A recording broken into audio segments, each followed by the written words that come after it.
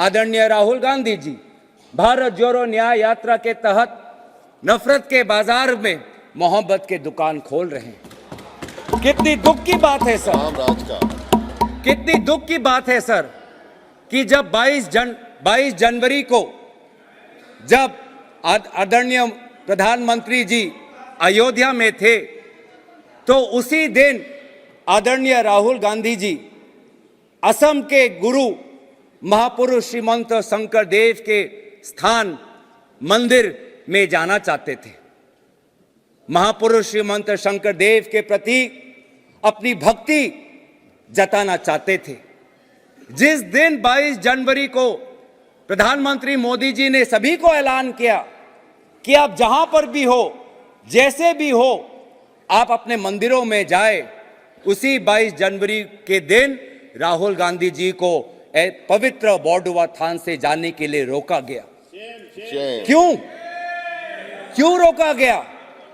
अगर असम के मुख्यमंत्री की अगर बात हम सुने तो असम के मुख्यमंत्री ने प्रेस के सामने मीडिया को संबोधित करते हुए 22 जनवरी से कुछ दिन पहले इन्होंने यही कहा, मैं उनके शब्द मैं कहना चाहूंगा कि देखिए 22 जनवरी को राहुल गांधी जी ने ये इच्छा प्रकट की कि वो सुबह बॉर्डुआ थान जाना चाहते हैं, लेकिन जिस समय वो जाना चाहते हैं प्रधानमंत्री मोदी जी अयोध्या में प्राण प्रतिष्ठा के समारोह में उपस्थित होंगे।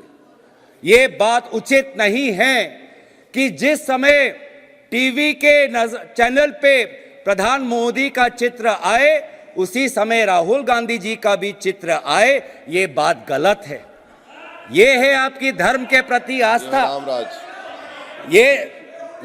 मैं आपको लेना देना है सर। ये मीडिया पे कहा है, ये आपको मैं ऑथेंटिकेट कर दूंगा। आपको तो मुझे पता है सर, आपका विश्वास, आपका आशीर्वाद मेरे साथ है।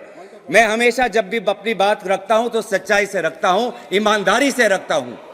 मुझे अपने बात कहते हुए कोई संकोच नहीं, क्योंकि मैं भी सच जो कहता हूं वो सच्ची वाणी से कहता हूं। तो बस अंत में इसलिए मैं कहना चाहता हूं कि धर्म का सर्टिफिकेट क्या ये बांटेंगे? मंदिर में कौन जाएगा, कब जाएगा, क्या ये इनसे हमें अनुमति लेनी पड़ेगी? क्या मंदिर जाना असम के मुख्यमंत्री के अगर शब्दों पे विश्वास रखे तो मंदिर क्या एक टीआरपी बन गया है? प्राण प्रतिष्ठा क्या एक टीआरपी बन गया है? प्राण प्रतिष्ठा में खड़े बहुत से लोग थे, उनकी श्रद्धा है। उस समय राहुल गांधी जी भी असम में थे, उनके श्रद्धा में वहां की सरकार ने बाधा क्यों दी?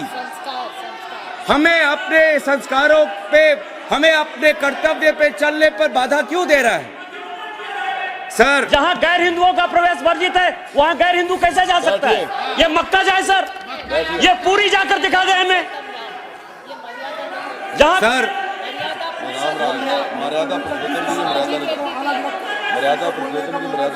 सर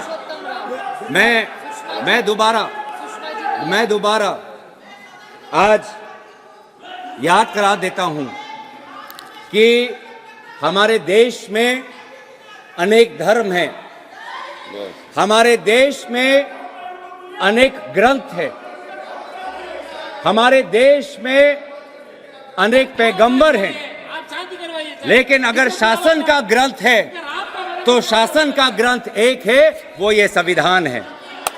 वो ये संविधान है। ये संविधान, ये शासन का एक ही ग्रंथ है। धर्म के अनेक ग्रंथ हैं। हिंदू धर्म में अनेक वेद हैं, हिंदू धर्म में अनेक उपनिषद है, लेकिन भारत के लोगों ने शासन के लिए एक ही ग्रंथ को चुना है, वो इस संविधान को है। और इस संविधान के संरक्षण में आज मैं दोबारा कहना चाहूंगा कि राम राज्य इतनी कटुता क्यों सर? इतनी कटुता क्यों? जय श्री राम कहते हुए इतनी कटुता क्यों? मर्यादा पुरुषोत्तम या राम को नमन करते हुए इनके वाणी में इतना हिंसा क्यों, इतना घृणा क्यों, इतनी घृणा क्यों है? आप राम भक्त हो ही नहीं सकते अगर आपके अंदर घृणा हो। आप राम भक्त हो ही नहीं सकते अगर आप नफरत फैलाते हो। आप राम भक्त हो ही नहीं सकते अगर आप दूसरे पे गोली चलाते हो। आप राम भक्त हो ही नहीं सकते जब आप दूसरे के धर्म के अनुष्ठान को अगर आप कलंकित करते हो। तो हमारे लिए तो ये ग्रंथ एक ही है।